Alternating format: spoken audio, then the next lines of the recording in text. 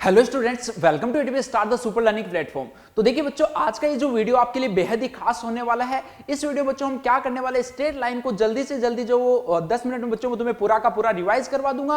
और इसी वजह से अगर बच्चों आप बाकी चैप्टर्स में की भी समरी अगर बना लोगे एक सीक्वेंस में, तो उनको बच्चों हमेशा उनके जो की पॉइंट्स और फॉर्मुलाज है उनको लर्न करने में आपको बहुत आसानी होगी। तो चलिए बच्चों स्टार्ट करते हैं। सबसे पहले हम ट्राइंगल के सेंटर से स्टार्ट करते हैं। तो सबसे पहले अपने पास में आता है बच्चों सेंट्रोइड। अब सेंट्रोइड अपने पास में क्या होता है, point of intersection of all the medians. अब यहां पे देखो एक मीडियन टर्म आ रही, तो मीडियन क्या होती है अपने पास में, किसी भी वर्टेक्स को ऑपोजिट साइड के मिड पॉइंट से ज्वाइन करने वाली एक लाइन।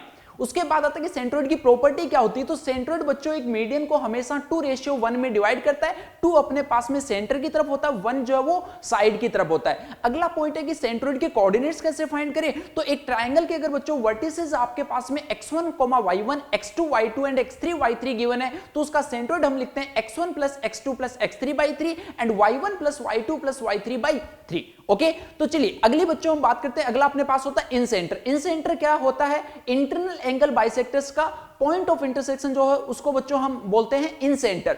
अब इन सेंटर के कोऑर्डिनेट्स जो तुम कैसे फाइंड करोगे, अगर तुम्हारे पास में कोऑर्डिनेट्स गिवन और साइड की लेंथ गिवन है, तो बच्चों इसके हम सेंटर इसका जो कोऑर्डिनेट्स है वो लिखते हैं ax1 + bx2 + cx3 upon a + b + c and ay1 + by2 + cy3 upon a + b + c।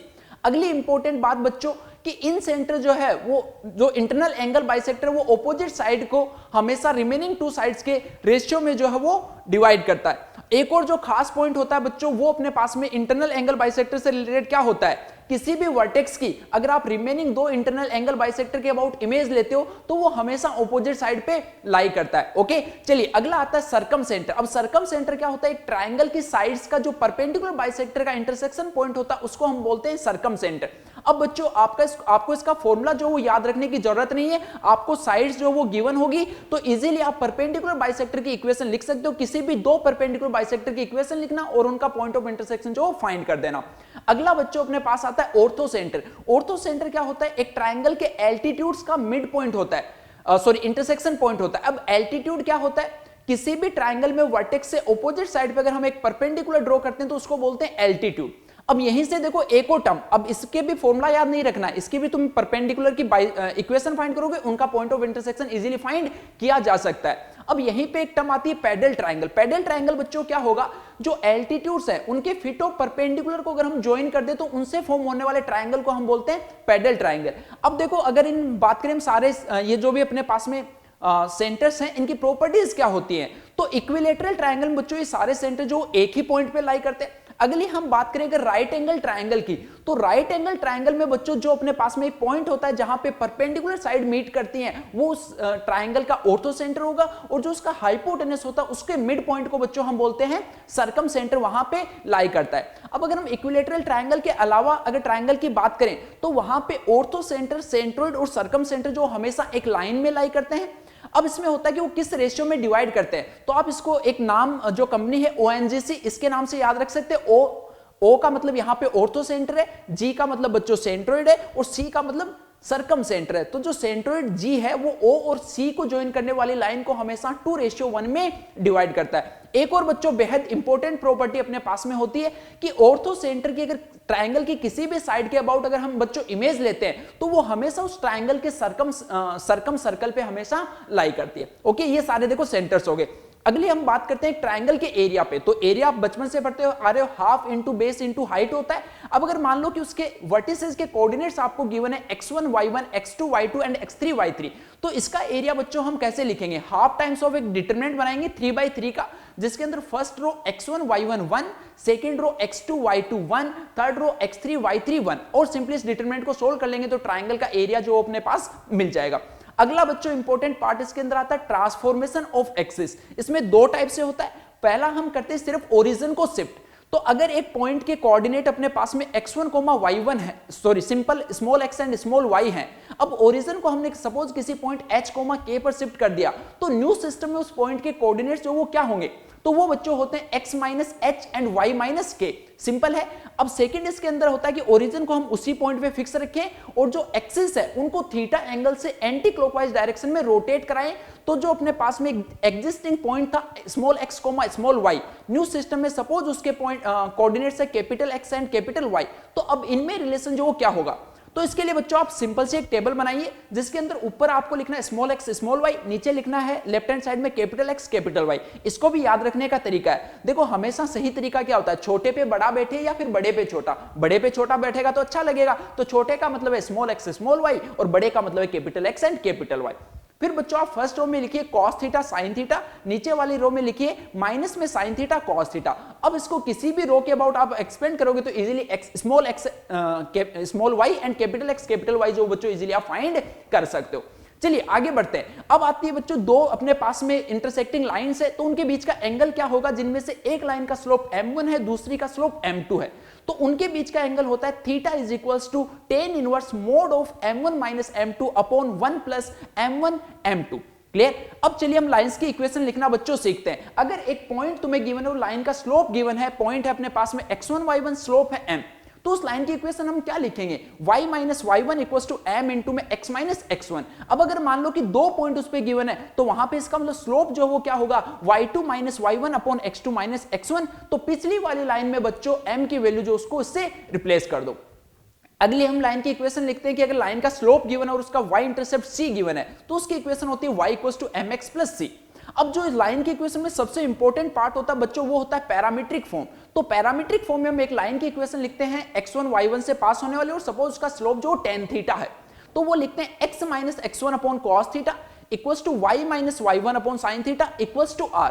तो इसकी हेल्प से आप किसी भी लाइन पे r डिस्टेंस पे बच्चों अगर कोई पॉइंट तुम्हें फाइंड करना है तो वो भी आप इजीली फाइंड कर सकते हो। तो इसके पॉइंट ऑफ व्यू से भी ये फॉर्म जो वो अपने पास में काफी इंपॉर्टेंट हो जाती है। ओके चलिए आगे बढ़ते हैं। अब एक पॉइंट और एक लाइन के बीच में क्या हो सकता है, सबसे पहले बच्चों एक पॉइंट x1 y1 है, उससे अगर एक line ax plus by plus c equals to 0 से परपेंडिकुलर डिस्टेंस सपोज तुम्हें फाइंड करनी है, तो वो क्या होगी, वो होगी बच्चों ax1 plus by1 plus c divided by under root a square plus b square, और इसका हम क्या ले लेंगे मोड। अगली इंपॉर्टेंट चीज क्या हो सकती है कि एक पॉइंट से लाइन पे फुटो परपेंडिकुलर कैसे फाइंड करें। सपोज सेम पॉइंट है सेम लाइन है, तो बच्चों फुटो परपेंडिकुलर के कोऑर्डिनेट्स हम कैसे फाइंड करेंगे, x minus x1 upon a equals to y minus y1 upon b equals to minus times of ax1 plus by1 plus c divided by a square plus b square.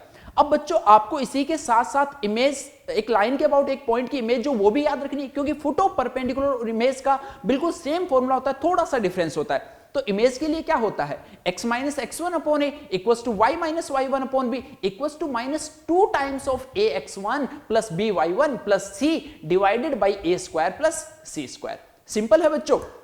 चलिए अब आगे हम बात करते हैं दो पैरेलल लाइंस की। तो पहली बात तो दो लाइंस जो पैरेलल कब होंगी, जब उनका स्लोप इक्वल हो। तो वहां से कंडीशन अपने पास में बच्चों क्या आती है m1 इक्वल्स टू m2, और अगर लाइन सपोज जनरल फॉर्म में तुम्हें गिवन है a1x plus b1y plus c1 equals to 0 and a2x plus b2y plus c2 equals to 0, तो दो लाइंस की पैरेलल की condition a1 upon a2 equals to b1 upon b2 is not equals to c1 upon c2।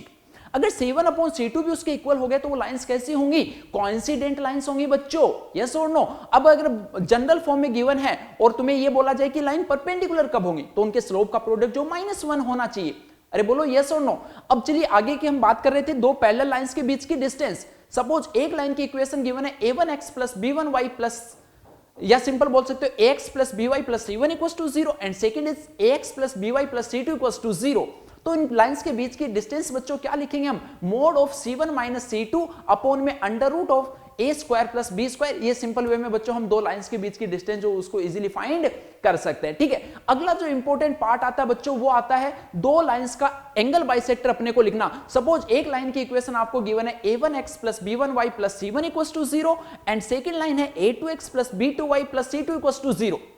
तो बच्चों angle bisector लिखना बहुत आसान है। सिंपल क्या करोगे, पहली लाइन की इक्वेशन लिखो और उसको डिवाइड कर दो उस लाइन के x एंड y के जो कोफिशिएंट है उनके स्क्वायर के सम से, यानी a1x plus b1y plus c1 divided by under root of a1 square plus b1 square equals to plus minus a2x plus b2y plus c2 upon under root of a2 square plus b2 square. अब बच्चों यहां पे plus minus दो sign आ रहे हैं, इसका मतलब बेसिकली अपने पास में क्या है कि दो एंगल बाइसेक्टर अपने को मिलेंगे, जिनमें से एक एक्यूट होगा, दूसरा ऑब्ट्यूस होगा। अब एक्यूट एंड ऑब्ट्यूस को हम कैसे डिफाइन करेंगे? तो सिंपली बच्चों तुम्हें एक टर्म जो उसकी वैल्यू फाइंड करनी a1 a2 plus b1 b2, या तो ये पॉजिटिव होगा या अपने पास में नेगेटिव होगा। a1 a2 plus b1 b2 की वैल्यू अगर बच्चों जीरो हो गई, इसका मतलब तो क्या होगा कि वो दोनों लाइंस जो वो अपने पास में परपेंडिकुलर है, और अगर परपेंडिकुलर है फिर तो बच्चों एक्यूट और ऑब्ट्यूस एंगल जो दोनों की इक्वेशन जो अपने पास में क्या आने वाली है, सेम आने वाली है। ओके, तो चलिए अब इसका मतलब क्या होगा, a1 a2 plus b1 b2 तुमने फाइंड किया। कोई बच्चों कांस्टेंट का साइन तुम्हें पॉजिटिव नेगेटिव करने की कोई जरूरत नहीं, काफी जगह लिखा होता है बट तुम्हें नहीं करना, तुम्हें simply a1 a2 plus b1 b2 का साइन फाइंड करना है।